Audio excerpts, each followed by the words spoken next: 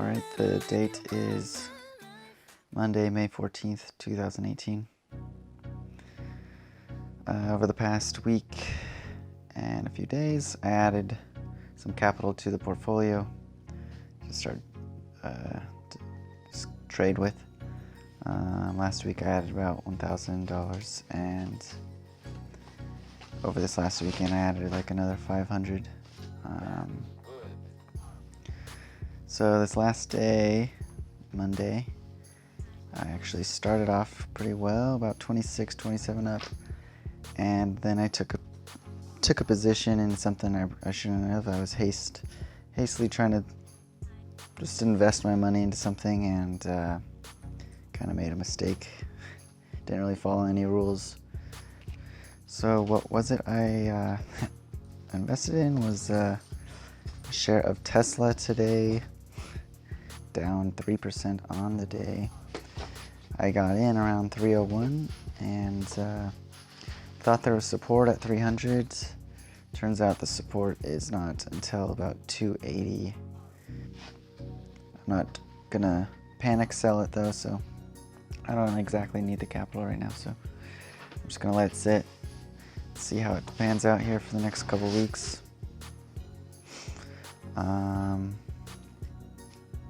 Alright, I guess I'll just start from the top down. IBM, I have 5 shares at about 143 each. I bought in at 143, that is. I bought in right on its ex-dividend date, or the day before, so I was able to capture a few shares worth of dividends at $1.57 a piece, so about $11 in dividends, on top of a little swing trade of about $7 or $8. Let's see, what is it? $7. So, almost $20 on the trade so far. I'm thinking it's a sell around 150, 148, but we'll see. I already talked about Tesla. Today I actually also picked up a couple shares, few shares of Southwest Airline, LEV ticker symbol. Bought it at 52.30. It's pretty much trading at 52-week lows, pretty much. Let's see, almost 52-week lows. Kind of here on the dip back in August, and shows in more support here at low 50s in November. So that's kind of my thought process of buying it right now. And it's been trending over the last month, 3 months downward. I would say this past month's downtrend has been as a result of that incident with the passenger dying on board because of the engine failure. It's kind of a fluke accident, at least that's what it's turning out to be. So I think the stock will rebound off that news. Bank of America, I've just continued to hold it. Since we've last seen it, it's up a little bit. Over the last week, it's up 5% actually. That's a pretty good, decent amount. I actually bought it at 30.19 a while back, like a month back, around here, looks like. I'm just gonna hold this stock at kind of one of my first positions ever, so it's just kind of a sentimental stock, I guess, at this point. Same with Facebook here. I'm up about 11% on this one share, so there's a lot of room to hold and not to lose money. So as for Walmart, I'm actually down on this. It's just a blue chip stock, decent dividend, 1.9%. Bought at I bought at $87 pretty much. So it's down like $3 off of what I bought it, but you can tell like this last 3 months it's been pretty flat. It's a lot of support, I guess, in the mid-80s, so I guess that's a good sign. They have a earnings call, I think, this week, so we'll see. Could go up, could go down. Probably hold it regardless. So Qualcomm is actually one of my better performing stocks. I'm just holding on to it because it's doing quite well. I bought about $50 at 50. Down here on the dip. Yeah, and it's had a nice couple weeks. I'm up 13% on the position.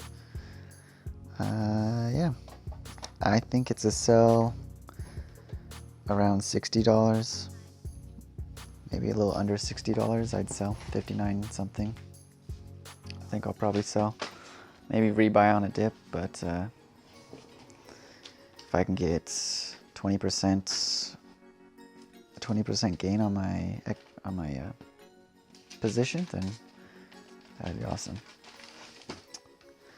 I also grabbed a few shares of Pfizer. They had a dividend last week. Try to do a dividend capture on that. It hasn't really shown up here on my history, but I know they had an ex-dividend date last week, and I grabbed it on that date, so I should be receiving a dividend from that. I'm not too sure. Regardless, I bought it at low 35. It's up about 70 cents from where I got it. I think I might be just going long on this position, and it's a pharmaceutical company. I think I will be going long on this position, so I'll be holding this for an extended period of time. I also acquired a few shares of AT&T, about 10 shares at $31.59 last week.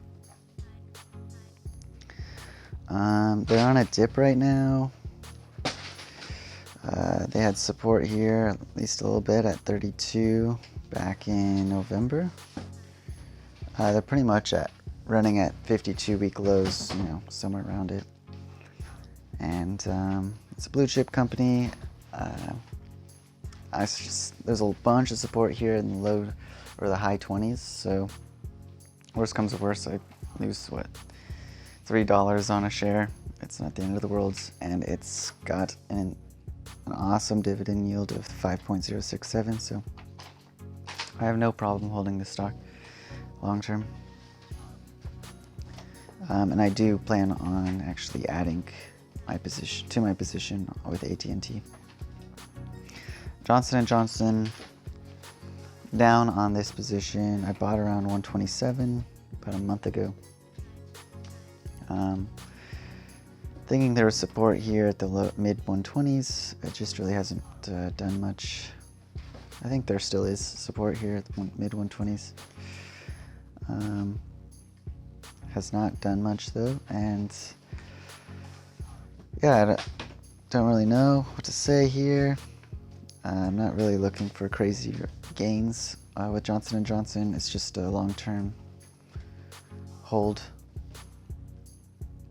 I also got about 4 shares of Ford over the past. Did I get it today, or I think I got it today. Yeah, it was pretty bad. So yeah, I bought this today with a terrible trade, 11.27 average cost. I literally bought it at its peak. I was just, I don't know, hastily buying things in the morning before I had to head off to work. So I should have just waited it out, kind of gauged how the market was gonna actually play out in the morning. Bought midday, but no, I kind of just rushed into this.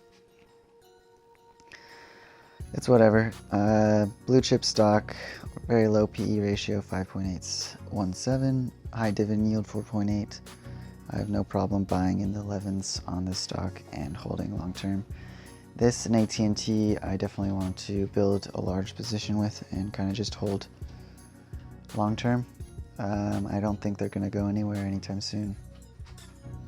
So let's see, this past week, I was up about $56, 2% of the portfolio.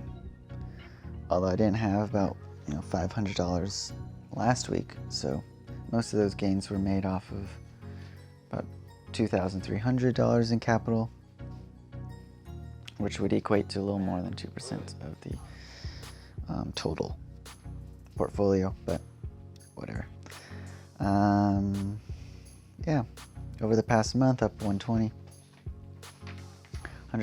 and that's kind of where I'm at right now. Kind of just shooting for maybe like 2% returns every week. That would be nice. I'm not too scared about owning this Tesla stock. I really shouldn't have done it. Could have been used on buying more shares of AT&T. They're still at a great buying point in my opinion. Or just buying some shares of Ford, or could have been doing a lot of other things with the $300 in capital I tied up here, but I rushed into this trade, and I guess I just can only learn from my mistakes moving forward. I'll try and remember to kind of not be so hastily with new capital to the portfolio. So yeah, that about sums it up for this week.